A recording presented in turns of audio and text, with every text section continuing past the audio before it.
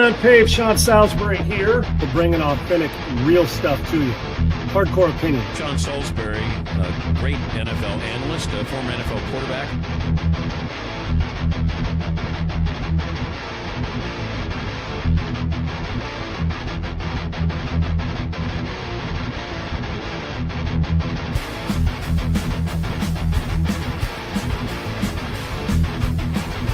To me, Tom Brady is the GOAT because he's done more with less than any player at that position we've ever had.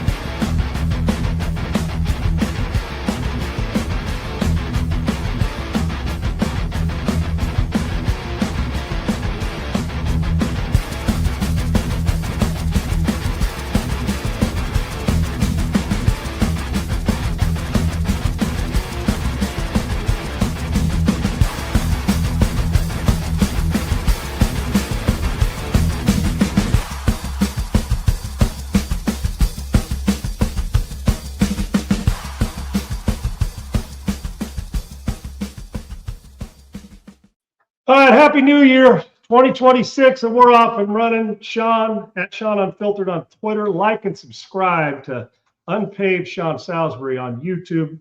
Adam Sager, Adam G. Sager on Twitter. Grateful to be along in 2026. Going to be an awesome month leading into an awesome year here in 2026 for a lot of different reasons for this show. Segs, great to have you on. Hope you had an awesome weekend, brother. I'm telling you what, those college football games, they're like, some turned out like that. Alabama didn't show up. Looked like they were a Friday night football team. Got their ass handed to them. We'll go through it all, but just nothing like I think we expected competitive games until Ole Miss got into the fray and took care of Georgia. But we got a lot to talk about. Playoffs at the NFL. Ryan Day showed up against a U of M team and looked like Ryan Day had been playing Michigan the last 3 years. That's what their team looked like. They looked soft. They looked bad. And Julian Sayin did not look good either. It was on everybody in that game. He sure didn't. And the U took care of their business. And the thing that we'll discuss that stuck out to me too in that, even though his numbers were average, was it you said the University of Miami, you're talking about the Ohio State Miami game, right? Yeah. Even though his numbers were fine, nothing alarming. Carson Beck gave me some respect when he ran through that first down when he took on a player. I think it was the third quarter, fourth quarter. Yep. I thought what that does for the energy across your team matters, even though I think of the four we have left, Segs, I would say that Miami's quarterback play will have to improve to keep up with the other three that are really good. But we're in for a hell of a semifinal, and we'll get to that as well as the playoffs. So Segs, just do my rant real quick so I get to JB. I'm gonna make it simple. We don't do a lot of politics, and this really isn't politics. This is just safety. The fact that after almost 3 decades, the Venezuelan folks now have freedom and are going to have a life, and that there are certain people out there that say they care about people and turn around and are against this, you're a fucking stupid, okay? I don't care where you come from, where you're from. We just gave a country an opportunity to have a life and took a guy who's killing 300,000 people a year or so off the streets and stuck him and his wife in jail. And we got to go get the vice president too. For anybody forget the politics, how we're not all on board with giving the Venezuelan folks a better chance at life, food, water, life, freedom. And they're crying in the streets. And we got people over here that once said, we don't want kings and we don't want dictators. And now are supporting a guy who's been a king or a dictator and has completely disintegrated the Venezuelan country when he didn't even get elected. He lost. And we get him out and he's in prison and saving lives. And we get people over here, the liberals, who are, and I don't have any problem with them usually, who are pissed at this. I do. Because you just don't like the guy who's the president. Stop it. They had a $25 million the bounty on his head before he got in. And they're mad that now that he's off the streets and Venezuela can actually live, we're mad at that and think, well, it's illegal. You guys are out of your motherfucking mind. And that's the only cussing I'm going to do here. I just don't get it. I really don't. I don't care who you voted for. I really don't care who you voted for. I'm past all the political stuff. What I am into is doing it right and giving people a chance of freedom. This is almost 3 decades, and they're crying in the streets and for happiness, and you're mad? You know what? You got to get a hobby or something. Let's get to JB right now. And I'm sure JB will have a lot to say about that too.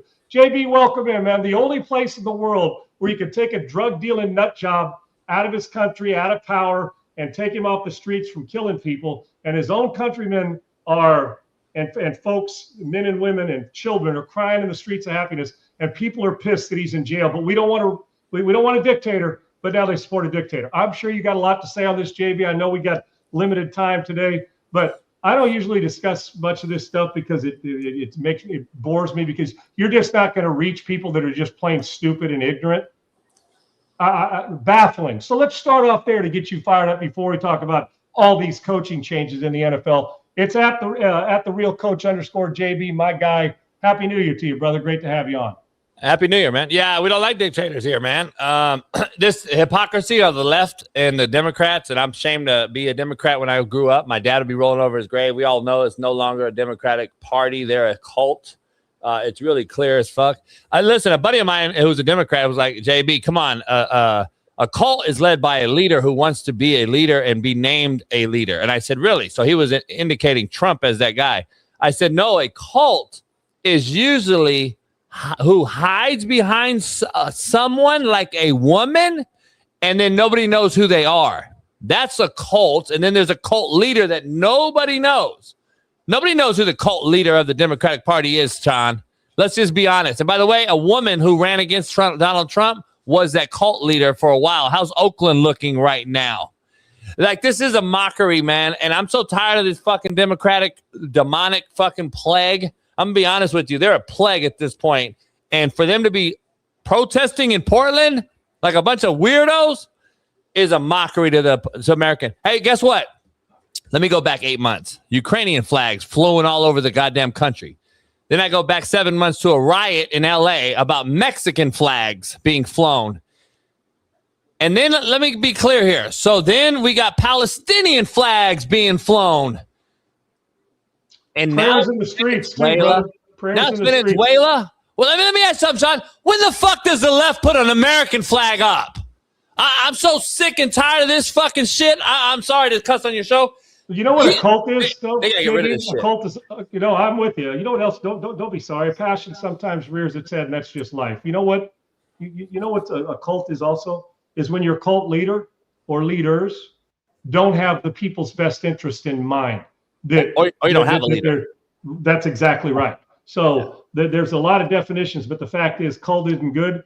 And yet the same people who wanted him off the streets for $25 million are the same ones that are mad that he's now in jail. Well, I don't like the way he did it. Screw the way he did it. We're killing people every day. And you got their own country people crying in the streets of happiness. Can you imagine being freed from all that after almost 3 decades by a guy whose number one intention was to make your life horrific? Well, now in Brooklyn, in the jail he's sitting in, if you don't know what that is, that ain't no Martha Stewart Country Club, folks.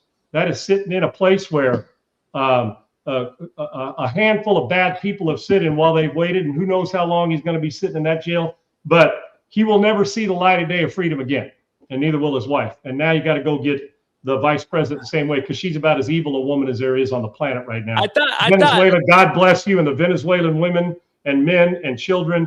God bless you that you finally can celebrate in the streets without somebody,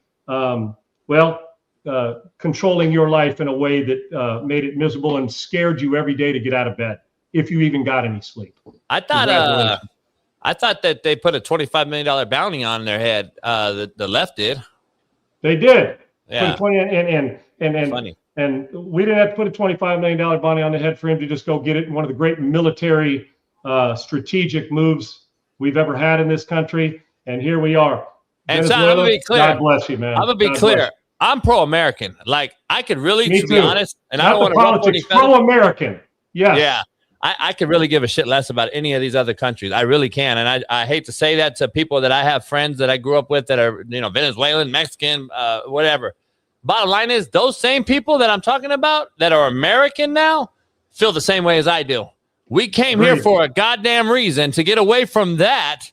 And now this is our country. I am pro-American. I know a lot of Hispanic friends of mine and other Asian Americans, Steve Kim and all. They'll fly American flag higher than they will anything else because they came here for a reason. If you don't like it, get the fuck out. I don't understand it. Me either, JB. I'm all pro-American too, all day, every day. Support those who need it, obviously, but I'm also American. When you're in our country, this is our country. You do things that way. I do know this. America got better and safer with this move, and Venezuela people now have a life that they can move on from a life they didn't have. They didn't have any life at all other than the fact that they were barely breathing and eating and drinking and not just the poverty, but the way this dictator and this so-called leader ruled there. It's about time this happened. This is going to not only serve our country well, but the Venezuelan people who deserve this. And I'm going to tell you what, whether you're Mexico, Cuba, any of these other countries or South American countries, or anybody that's involved in the type of dealings he's in, they're coming for you. Marco Rubio's just getting started, dude. I'm just telling you. And Sean, I got to be honest. I haven't seen a Venezuela yet that is on the left side. Unhappy? Right. That is unhappy with this? Agreed. So if it's good enough for their freedom, why is it not good enough for us? I just don't get it. But let's move on from that, JB, because we could spend your whole time doing that. A couple minutes real quick. Jonathan Gannon, Pete Carroll, Brian Daboll, Kevin Stefanski, Brian Callahan with Titans, and Raheem Morris in Atlanta all fired. This is about the way it works between 6 and 8. Seems like every year that's 6 to date. Mike Tomlin, some say safe, made the playoffs in a phenomenal game last night in a crazy ending. And then some are wondering about John Harbaugh. That would go to 7 or 8 of them, depending on how safe they are. So of all these, did anybody get jobbed here, or was it the right move to move on? And are we doing this way too quickly, or are we giving it enough time? And the Raiders, one and done for Pete. Yeah, that was, to me, shocking. This seems more of a leadership failure in Vegas. Ever since they've been to Vegas, what is it, 5 coaches in 7 years? What is it, 6 years, 5 coaches? Whatever it is, it's unacceptable. And the leadership counting the interim coaches, I think that's exactly what it is, right? You might as well kept AP if you're going to do this. Like, it makes zero sense to what my point. I think the job is Raheem Morris. I think if I'm Raheem Morris, I'm pissed off. We beat the Rams, who I think are going to win the Super Bowl still. You go on a 4-game win streak. You didn't want to start Penix. Your GM drafted Penix. You wanted to go with Kirk Cousins, who you offered $160 million to for a reason. You put him in, and you win the last 4 games as him as the starter. Guess what? You ended up with the same exact record as the other 2 teams in the division, and one of them made the playoffs through to a tiebreaker. If you would have started Kirk Cousins 2 weeks earlier, you'd probably be in the playoffs, Atlanta. And I think he got jobbed out of anybody. And the one that still has his job, Aaron Glenn, should have been fired weeks ago, because this is a team I watch more than anybody, Sean, because of a player of mine, Jermaine Johnson's on that team. It is the worst football coach team I've ever seen in my entire life. Who did a worse job, JB? The Jets or the Raiders this year, coaching staff? Jets, by far. At least the Raiders had a competent approach. At least the Raiders, I could tell, were being coached.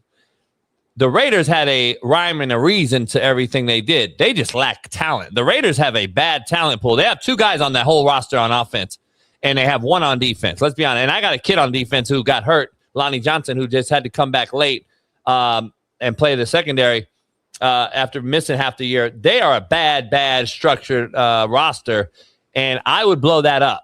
I would blow the Raiders organization up. If you fire Pete, I would fire everybody. I would trade Max Crosby, let Max go get a team that possibly can get to a playoff, and let him see a playoff berth, and blow this thing up and trade it and get you already got the 1 pick. Go trade Max Crosby, go get you a bunch of picks and blow this thing up. That's what you need to do right now. And then hire a coach who's at least, 40 or so, a McVay type, and let him coach 6-7 years. Let him have the reins. Put it in his contract. You're the coach for at least 5 years unless it's a total debacle. Go build this thing up, because you are a joke at this point. And I don't know. The Raiders clearly had a rhyme or reason. Aaron Glenn, who I like as a human, I watched in Detroit as a D coordinator, and I said it in Detroit. The offense covered him up. The talent covered him up. He was horrific as a D coordinator. He's a DB guy. I learned a long time ago, don't ever hire DB guys as D coordinators. They don't know and don't understand you can't run a defense from the back row moving forward. You have to start in the front and move back. He has no clue on how to fit the box. He has no clue who's the B-gap defender away from 3x1 to the field. And he has no safety insert. He's running C-gap defenders with no B-gap help. They're running gas inside zone against. I watch this team tremendously. They are the worst coached team. They were badly coached and unsound in Detroit. And this is a DB who played and coached defense, who is a head coach who couldn't even get an interception on defense. You should be fired. This is the worst coach team. And if you fired Gerard Mayo after 1 year in New England and now are seeing what Vrabel did in 1 year, if you're New York, you have to fire him and go get you a coach that's out there right now like a Vrabel. And there's several available right now that are offensive-minded guys that can come in there. But you got to get a quarterback in New York. Would you move on from John Harbaugh? I think John Harbaugh mutually will accept and move on. I think he's going to do an Andy Reid that he did in Philly. It's time to refresh, restart, get this thing started up in a fresh way. And there's opportunities out there. He'll have a job in a day? He'll have a job in a day and a half? Yeah. Raiders, Cleveland. I don't think he'd go to Cleveland, but I'm just saying he'd be highly sought after. And I wouldn't be surprised if Pittsburgh's one and done if Mike Tomlin doesn't do the same. Right. And Mike, those two guys both in the same division will have work if they want it as quick as possible. And other jobs it may. I was going to say, what about Zach Taylor? I don't know. I think I like Zach. I think the players like Zach. AJ McCarron's on my show every week, played for Zach. He said they love Zach. Burrow he's probably fighting for Zach to stay. But you got to get a defense and an O-line, or you're just barking up you're pissing up a rope. Like, I don't understand what they're doing. They paid $300 million to three guys, and you have nobody on defense. You have no O-line. You got rid of Mixon, your best pass-catching back, to Houston. I think that was mistake number one. I don't know how much more rope Zach's going to get, but since he's not known for firing guys, Marvin Lewis was there forever. They're just kind of like Pittsburgh as far as keeping their guys. I actually respect the ownership on keeping guys and allowing them to work through the kinks. I don't know how long Zach is. If he gets through this cycle, I don't know. I kind of put him in the boat. Year 3 for Gannon in Arizona, got the axe this morning. Just like Stefanski. There's an offensive guy and a defensive guy who I'm sure will be coordinators in this cycle.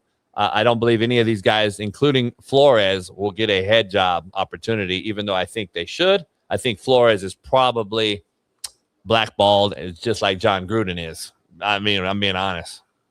Let me give you one more. I know you got another meeting you got to get to.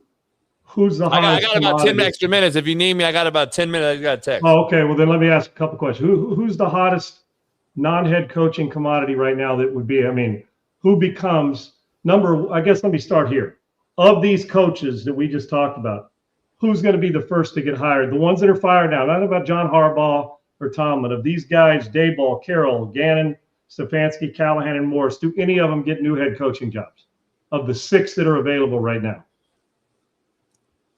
Who's the best available? Yeah, or do you think any of them get hired as a head coach? No. Does Stefanski end up in Philadelphia and they replace their offensive coordinator there? Does Matt Ryan get the GM job in Atlanta and find a way to are any of these guys worthy of his gig? Or if John Harbaugh comes available, they jump after him? I thought it was an indictment on that staff when Michael Penix on the offensive side said, I came to the sideline. He goes, I had nobody to turn to.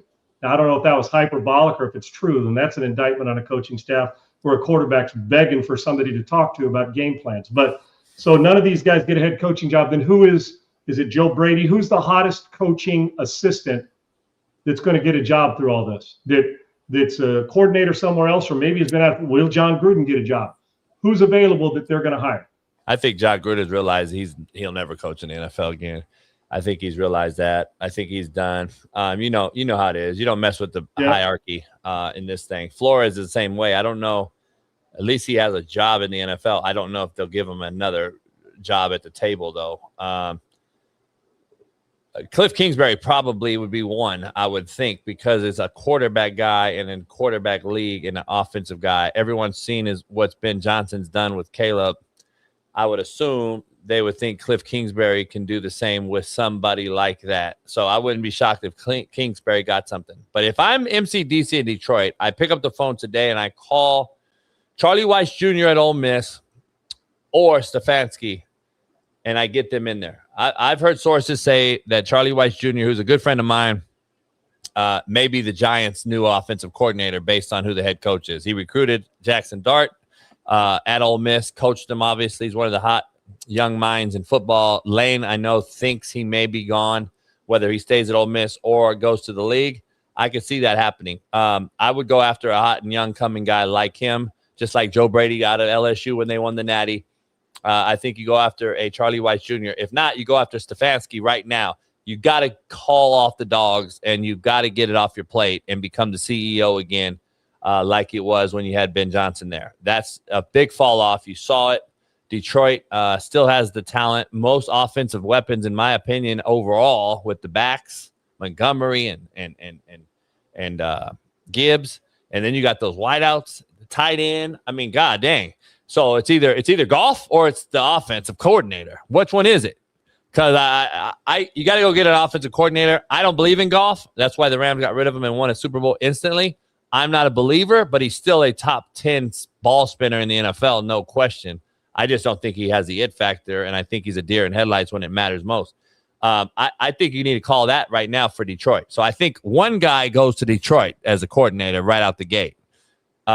Kingsbury's not leaving unless it's a head job, because he's not going to leave for another OC job in the NFL. So he's already an OC. And then Flores is going to be the question to me. I think he's the most attractive right now because he's been out of the head seat for a while.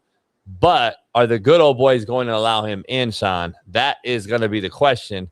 And I believe at least Flores will be the highest paid assistant next year. And he has that kind of dangling over the NFL because of what that defense has done, and Minnesota doing what he did in Minnesota. I mean, come on, that team was riddled with injury, the most O-line shifts in football. So listen, I think it's going to be interesting. At the real coach _JB on Twitter, you can catch JB show every single morning, Monday through Friday. A couple more with Coach JB. And Mike, to answer your question, any college head coaches grab an NFL head coaching job.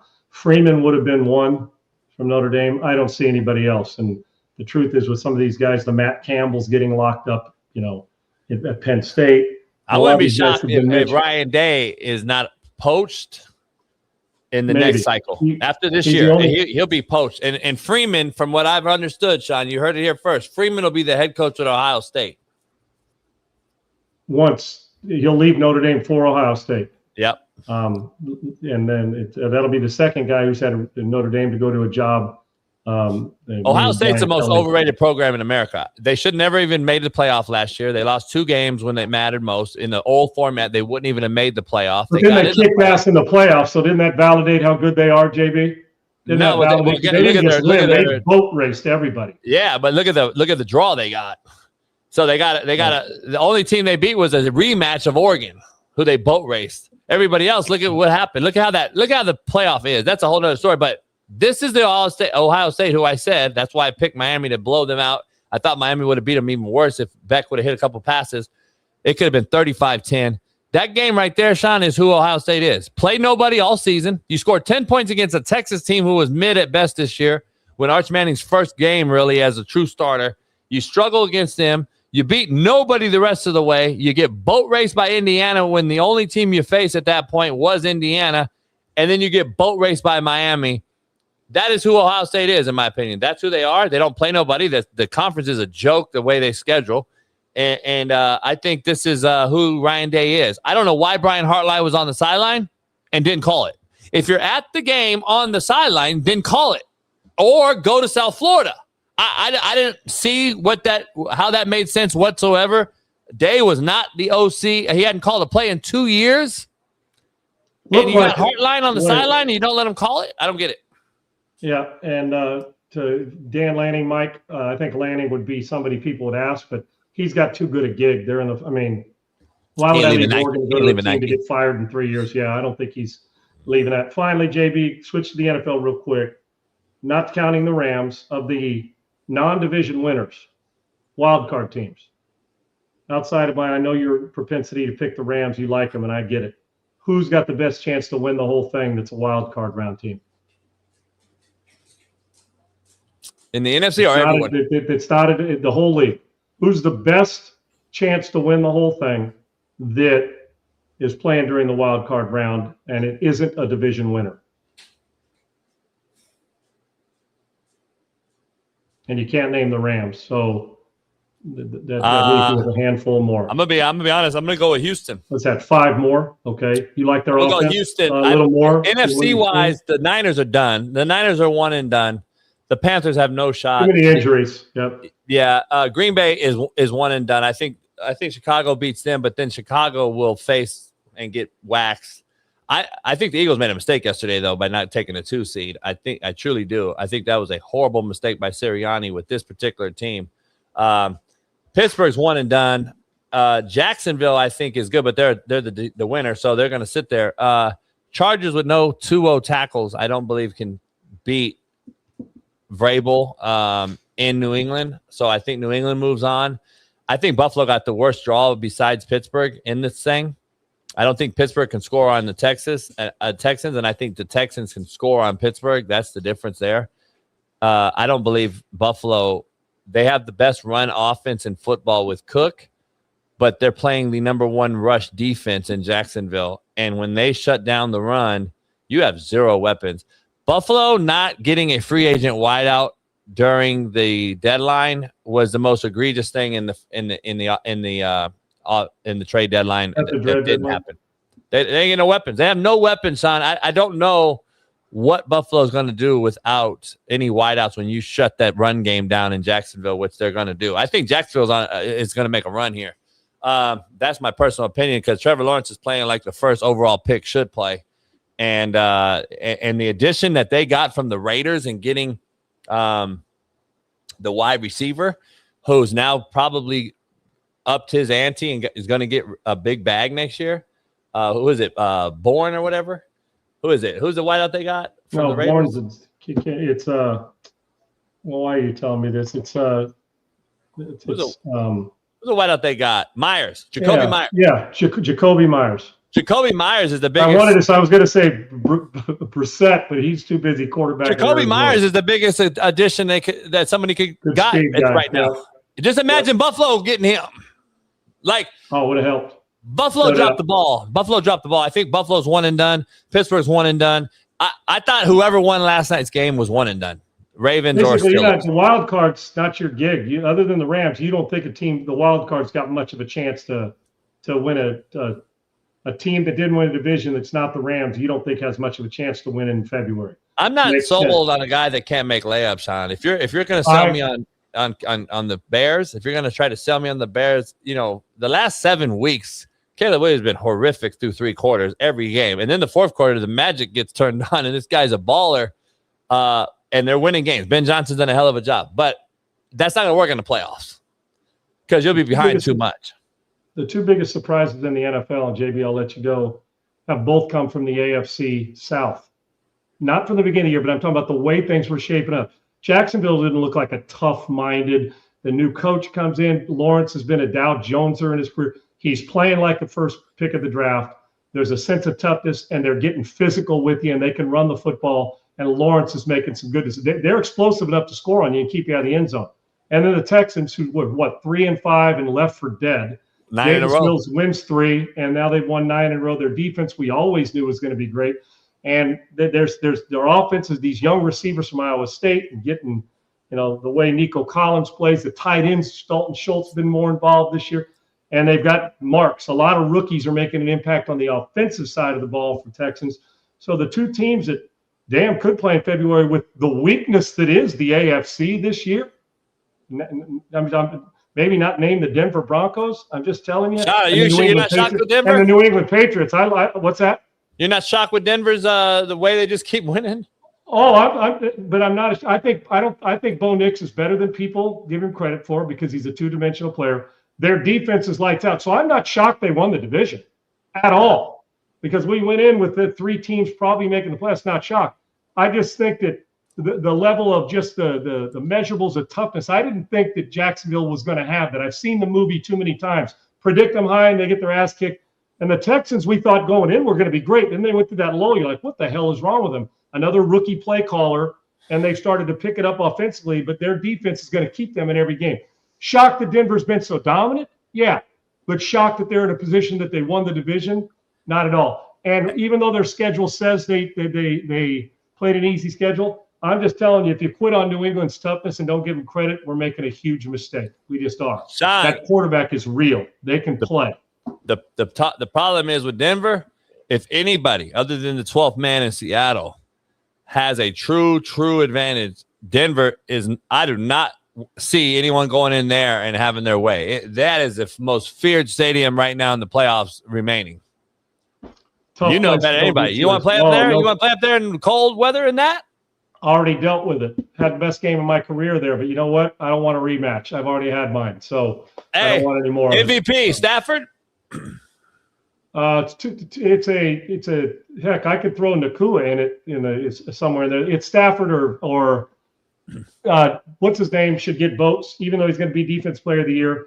Miles Garrett, congratulations, deserves votes in the top 5 for what he did. But it's a 2-horse race, and then the rest will fill in. It's between 2 cats.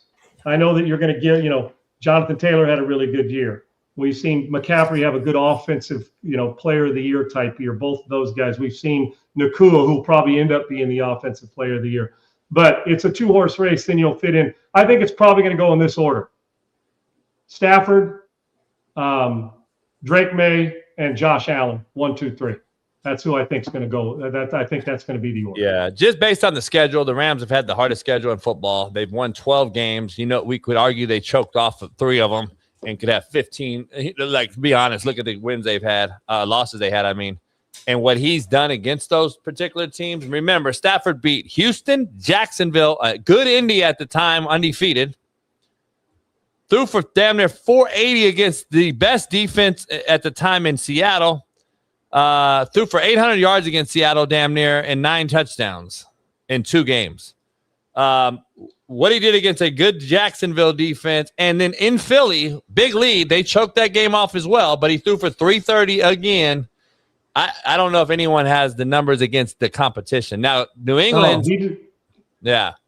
He's going to win. I hate to say they don't play nobody, Sean, because you played in the NFL. Everyone gets paid on the 1st and 15th. There is no such thing as you don't play nobody in the NFL. But the strength of schedule is a real thing. And New England, for Drake May, he's beat 1 team above 500. The Rams have beat 7. So that has to carry weight if it is a regular season award. That has to carry weight. Right. I don't know why. Yeah, and we're not even talking about just how gaudy Stafford's numbers are because, Nakua, it's just, but they're gaudy. But I think that's the order. 1, 2, 3, the responsibility put on Josh Allen. Drake May's had a hell of a year, but I do believe Stafford wins it. There's 50 voters with the real MVP. It's going to be closer than we think, but I think Stafford wins it. JB, great stuff, brother. Happy New Year. Again, Happy New Year, and let's have a great, epic 2026, man. We'll talk to you at the real Coach_JB on Twitter. Let's get to Adam Sager. Segs, welcome back in. Man, between coaches getting fired, the playoff games in high school, that too, college playoff, and with the NFL and the schedule set, it just goes to show you after the JB conversation to be thinking about it. We don't have a great team, but we got about 3 or 4 at the top that are going to be tough to beat. And that means Jacksonville, the Texans are playing great football. Denver Broncos, New England Patriots. We're going to find out if their schedule was going to hurt them or if fresh legs are going to help them. And then your Bears, even though in a loss, coming back down 16, looked like they were going to do it again, found their way to the 2 seed. But there's some really average teams or that are playing average football that are in this playoff right now. Pittsburgh being one of them, even though they pulled off a great win last night.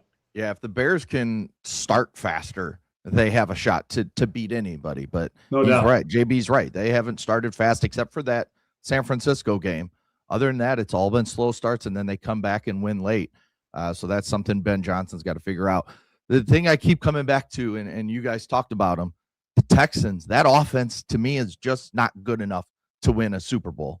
and to have to go on the road and face, a Broncos team or, whoever else they got to face. I know they get the Steelers round 1, which is the nice thing. That's just like you want to play the Panthers in the first round if you're in the NFC. So they get that Steelers game, which I think they can go there and win. But that offense, to me, is not good enough to continue on after that, because week in, week out, they just show that they just don't have it. CJ Stroud doesn't have it for whatever reason. If you want to blame the play caller, the offensive line, whatever it is, this offense doesn't have the capability. Now, the defense will keep them close, but we've seen too many times that, the Raiders game where they couldn't do it. It's just, I don't know. I'm not a fan of the Texans offense enough to give them a legit shot to win the Super Bowl. My biggest concern about the Texans is if they don't get out in front early and they're getting beat up, and then you can cut your defensive pass rush loose like a Denver Broncos team can. And then they're trying to play from behind. And I know they've done it, but then Stroud starts to play hero ball. You throw it to the other team. Seeing the play in the regular season, you can beat teams that aren't very good by throwing a pick, and your defense gets you the short field. The other team's pretty good when it comes to the playoffs. They all are there for a reason, whether we think there's a great team or not. If the Texans offense matches Stroud's rookie year, they'll be formidable in the postseason because their defense is even better now than it's been the last 2 years, and they've been good both years. So defense will travel, but offensive line pressures and not moving the line of scrimmage or keeping the quarterback upright, even though they're a little better this year, that's going to be the thing that's going to – if they're going to go out, that's how they're going to go out. Yeah, I mean, because do you trust that offense traveling to Denver to face that defense, which is damn near? I trust their defense to keep it close enough, but I don't trust. Put it this way, and I go like this. Even as they say it, I actually like Denver's offense more than I like the Texans because of the dual threat that is Bo Nix. For sure. And listen, and Sean Payton. Who's got great experience in big games and has won a Super Bowl. And then defensively, it's 6 and 1, half dozen in the other, brother. One rushes the passer fiercely and will destroy you. The edge rushers in Houston and their full 11 are nasty and physical, and they can take over a game. And it's just so it's going to come down to. And Aikman made a good point. It really, in games like this, is single elimination games, like yesterday in certain teams and in the postseason. It's simple. The good defenses, offenses, which guy or which team going to lay it on the ground? You can't you can't bobble a snap, miss a handoff, lay it on the ground, and give up a fumble and somebody else come recover. I'm talking about around the league. You just can't. You can't throw red zone picks. You can't kick 3 field goals and expect to beat Denver because they're going to hold your ass.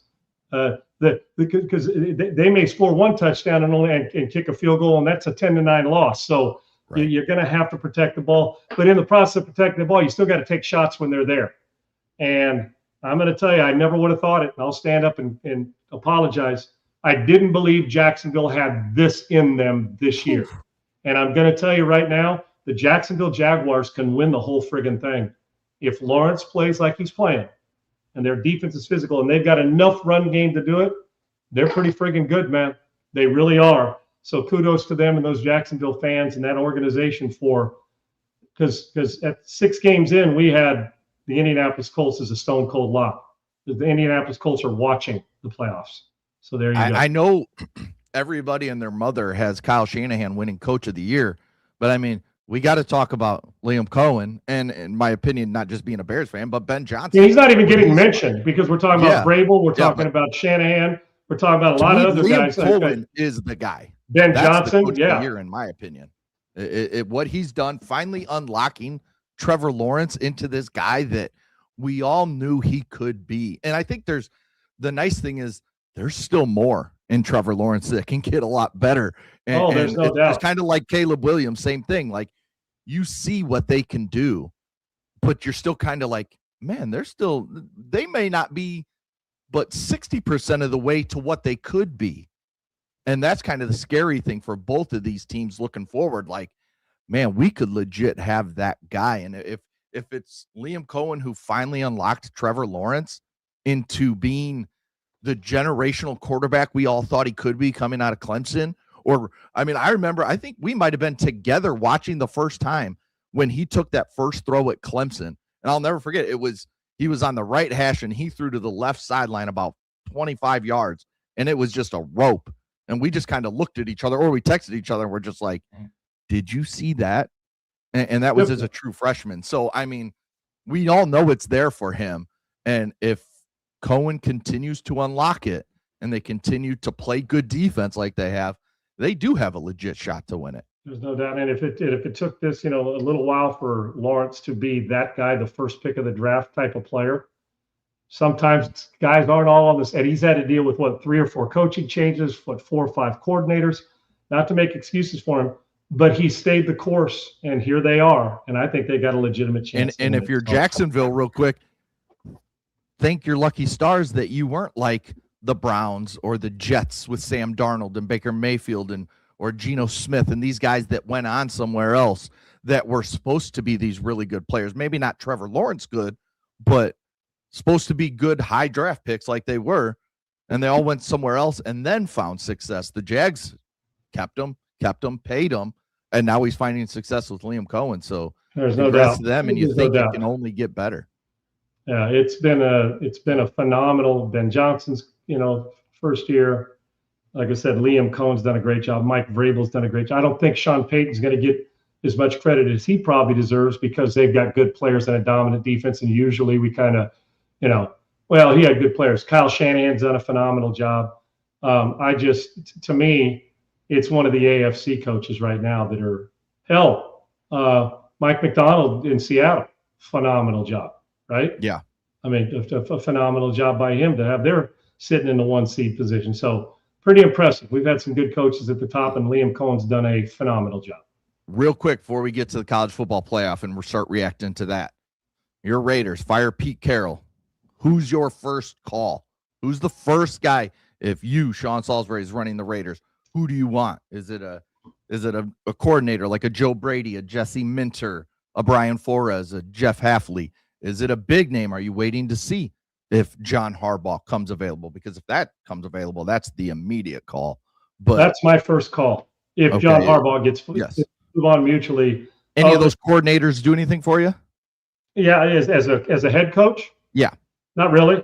I mean, Pete's had his run. I think guys like Brian Dable, Kevin Stefanski, both should be employed as offensive coordinator. I think they're both really good in that position. I still think Stefanski gets a gig somewhere. I think Kevin Stefanski's going to be a head coach. I don't know where. Maybe out in Arizona. I do. See. Yeah, and hell, maybe Matt Ryan loves him enough to put him in Atlanta. Who the hell knows? Think quarterback, young quarterback, or a quarterback that needs a kick in the rear end, and maybe it's Kevin Stefanski. I think Raheem Morris is a really good defensive coach, and he did some good things this year as a head coach. All these guys will find work. The question is, I don't think Callahan, Pete Carroll, or Jonathan Gannon step into a head coaching role. I'm not really that interested in college coaches right now in the NFL, since a lot of them have already signed longer-term deals. I would say that if the guys come available, it would be the 2 in the North that are still employed. In Jonathan Gannon, in Mike Tomlin and John Harbaugh. Mm-hmm. So the reason why Harbaugh, Super Bowl experience, wins, has dealt with a lot of injuries, comes with a clean resume. And maybe just a change of scenery for a speech. I don't want an untested guy. I just don't. I know. Listen, I love what happens. What they're doing in Buffalo offensively, and with Joe Brady. Maybe you want to go, but with the Raiders need somebody to walk in the building and command immediate respect. Yeah. John Harbaugh does that. They have to have it. And a guy who's progressive enough and understands now the dual threat. Quarterback, they got the first pick, trade Matt Crosby, get 2 more first-round picks. You jump in there and you have 2 or 3 of them this year and a couple, and then you can load because they're 10 players away from being 10 players away. John Harbaugh's seen the movie before, and I like anybody that's coached with Andy Reid. I'll take that. Yeah, and they do have over $100 million in cap space, so it doesn't have to be a slow rebuild. You can move at a pace, even if you do get rid of a Max Crosby and get 2 first-round picks, 1 this year, 1 next year, whatever it is. So they've got some stuff that I think can really entice a guy like John Harbaugh moving forward if he I'll tell you were what, to leave Baltimore? I like my guy. I think that our JB was talking about our defensive coordinator in Minnesota. Brian Flores. Brian Flores, his pressure, he will go in there and take names and kick ass. The thing in Miami got a little skewed, but if you want a guy to go in there with some fire on his belly, and I wonder how much Brady is going to have say in this as far as the full personnel decision with this move. But I don't want somebody with no head coaching experience, and I don't need somebody who's got 40 years of it. I mean, I don't know. Maybe he tries to recruit Belichick away. Hell, I don't know. But of those guys, you're going to win games if Tomlin or John Harbaugh are your head coach. If either one of them leave those two situations. All right, let's jump to the college football playoff because these games did not go how we expected. Let's start with that Miami-Ohio State game we talked about to start the show. I mean, this was Miami coming out and just beating the shit out of Ohio State physicality-wise. I mean, Ruben Bain, I know a lot of people are talking about NFL draft and his short arms and everything, but if you watch Ruben Bain in that first half, especially against that Ohio State offensive line, who has really good players on it, I mean, he looked like the best player in the country in that first half, and he was really good in the second half too. But man, that first half, he was wrecking that game. Messidor, the other defensive end, was wrecking that game. And then Carson Beck and the running back, I'm going to blank on his name, for Miami, number 4. They just kind of did what they had to do to win this game, and they got up, and you just saw it. I saw it from the beginning because this is the exact same way Michigan had beat them basically the last 3 years, especially the first year, and then last year when Michigan didn't have anybody on their team really good, when they beat them 13-10. That's how Michigan beat Ohio State. It's the same exact thing. You're talking about, is it Fletcher? There you go, Fletcher. Okay. Yep. Yeah, rushed for, I think, just under 100 yards, but had some big chunk plays. That game came down to the two things you couldn't let happen if you're Ohio State. You couldn't let their defensive front ruin the game, and they did. They wrecked it. Mm-hmm. And you couldn't let their offense do something which they had, them up and down run the football. They let Fletcher run they dominated them at the line of scrimmage. They did it. And as good of finesse players as Ohio State is, they got pushed around. And they made enough plays offensively. And in truth, the pass rush and the pressure from the get-go affected Sand. It was a different 100%. Offensive approach. Miami was more physical. And here we talked about Sand being able to make the boring play and doing it. Beck made enough plays, made the great play with his feet. And of the 4 teams left, he's going to have to even play better because it's not going to be as easy as it was against Ohio State. And even though the score said it, Miami was much more physical than Ohio State, and it showed. And that was the dominance. And if you go through all these games, you're going to get one common theme among every one of these games. Maybe sans the Ole Miss Georgia shootout, is that the team that was more body blow, physical, and tough won. I mean, look at Texas Tech. Yeah, they got physically manhandled in the game. Their offense looked scared from the opening snap. The way I they didn't even recognize the way they called it, everything looked scared. Played not to lose, and they got their ass beat. They had done to them what Oregon did to them, what they did to BYU twice. Yeah, I'm talking about from the open. They walked out there and punched them right in the face. Said, "You got no shot." And you know what? At no time in that game did I feel like that Texas Tech made it a threat. They were, the best. These two teams together, when you combine offense and defense combined, were as good as any teams in the country when you combine them both statistically. Texas Tech looked like old Texas Tech. They got punished in the entire every way, shape, and form. And then the quarterback, obviously played a lot better from Oregon. So I switched to that game, Segs, but the common thing there is too. Their defense, Texas Tech had all the pub, and Oregon's had a hell of a defense all year long.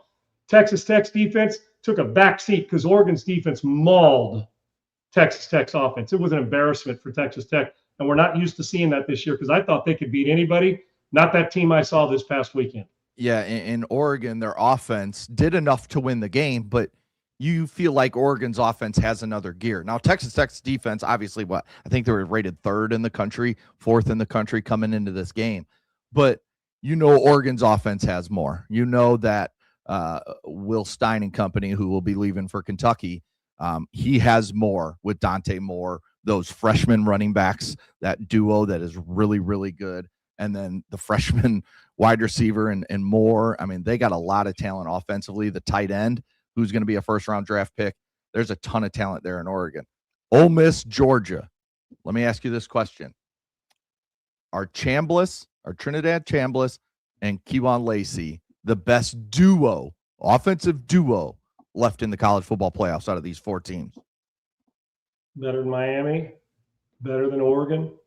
Then Indiana. And I mean, I know Mendoza's really good, but he doesn't have, that's just a sum of all parts there with that Indiana offense. Oh, yeah. If you're just talking about the 2 guys, it's them. It's that duo. Impactful, freak showish. I'm going to tell you, and this is going to, my affinity for Mendoza. Didn't have to throw much, efficient. And he came out, and what I loved about him in that game, sacked 2 times in the opening series, and I thought, ooh, Indiana's not used to this. They're going to get rattled. And those sons of bitches just decided to put down the gas and keep attacking.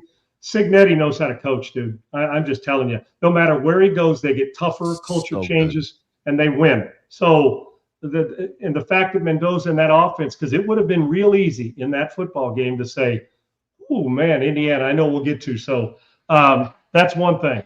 Yeah. Lacey and Chambliss are, and there's a backup quarterback in Ole Miss that's pretty damn good that should be starting for some Division I schools somewhere. He's transferring. I forgot where. Is it Mizzou, maybe? Probably. He is transferring. And I would, too, if I was him, because if it gets a 6th year. But I'm going to tell you about this. You know my feelings for the Mendoza. Moore is really good. Beck has his ups and down moments. I'm going to tell you right now that Trinidad Chambliss is as explosive a talent as there is at the position in this. I didn't say he'd be the first pick. I'm talking about the ability to kill you in more ways than one. And the dude's a shot taker, man. If he will fit it. I am so impressed. You should not. And I'm going in. I said, well, you lose all that. There's no way. I had Georgia winning 6. I told you, I said, there's a way because they're a good team. But with all the changes, how do they stay this focused and dial in? And I love Pete Golding. I just friggin' love it. I do. And the way he says, drop your balls and let's go play like we're capable of playing. And they sure did. And they gave Georgia's physicality, the physicality part of it, all they could handle. But it was the big plays at the right time with his arm and his legs that Chambliss played. If they win it, that dude right there is going to be the reason why, because if he plays like that, they're going to be in every one of them.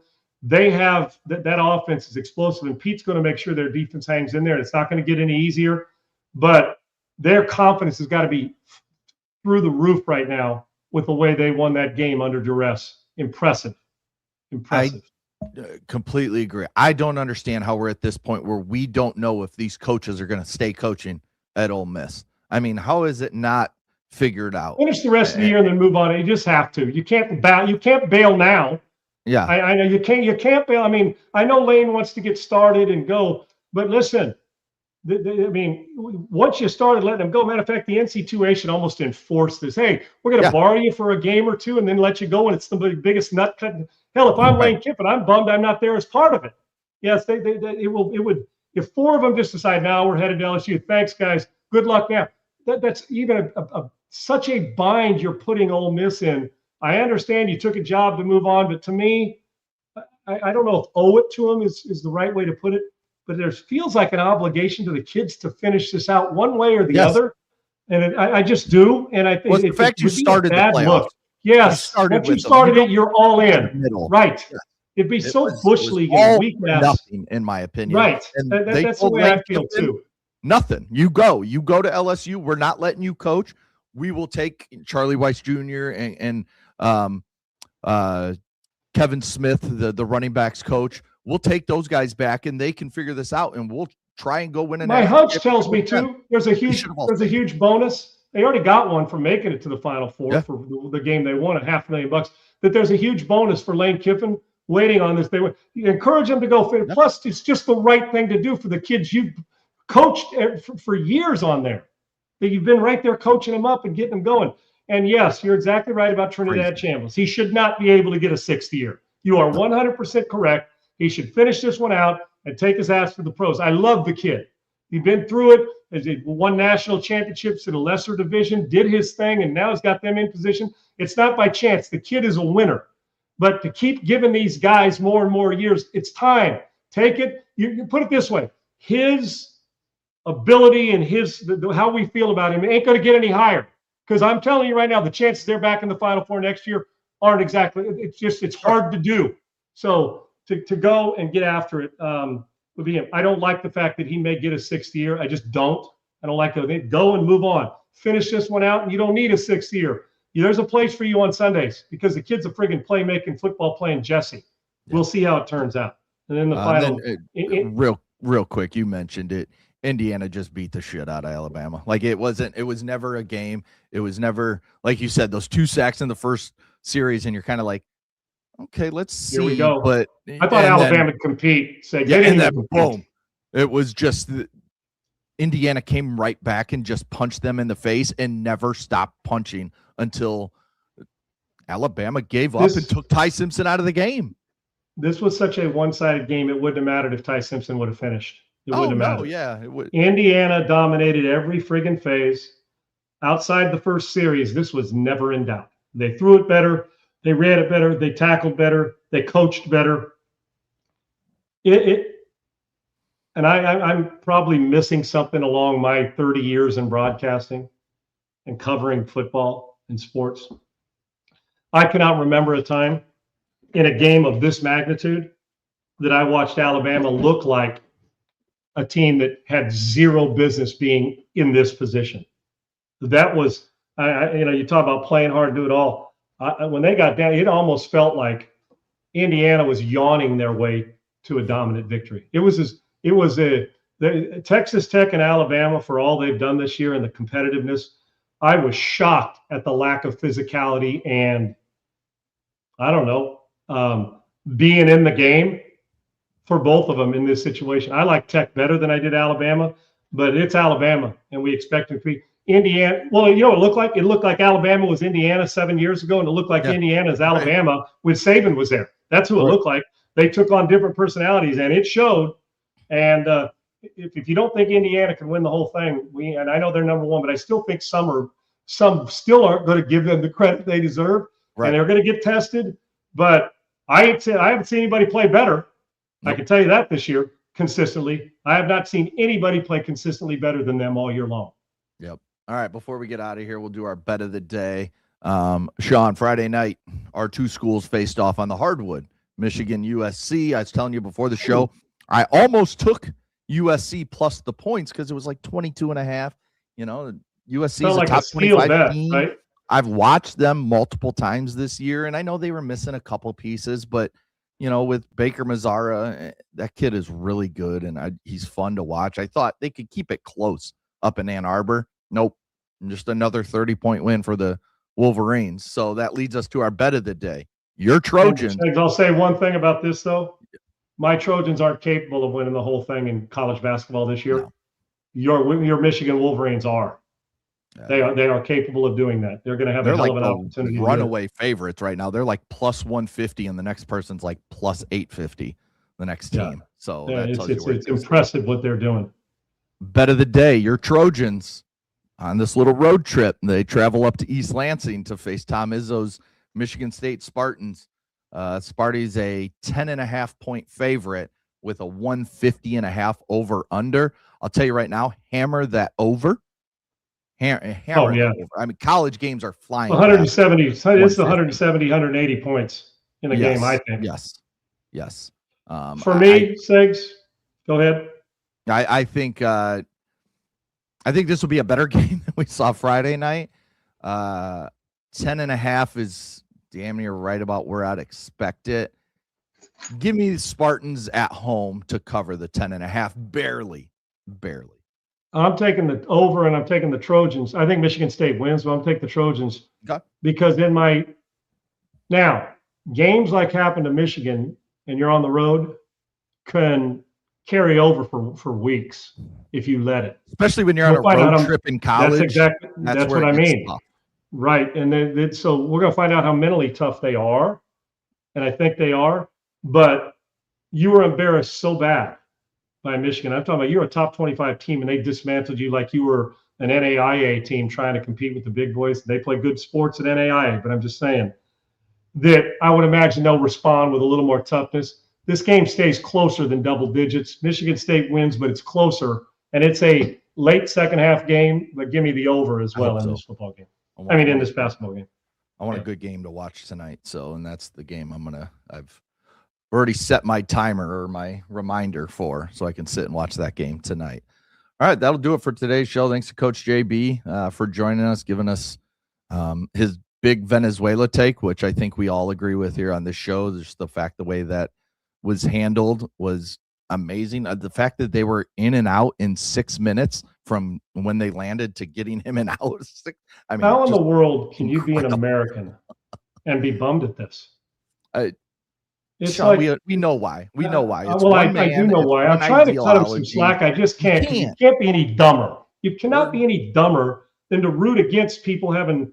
Well, it's the way they went about it. You got a criminal who murders people on a daily basis off the streets, and you're giving people freedom, is what you're giving them. And we've turned this into, it's simply just, this is the epitome, this is the poster child for exactly what you're dealing with. It doesn't matter. It wouldn't matter. If everybody they handed everybody $1 billion, they'd be pissed they didn't get $1 billion and one on that side. Well, What do you mean? Oh, you can't do that. Oh, well, we don't want to do any more no more taxes. Why? Then they turn around and bitch why they're getting taxed.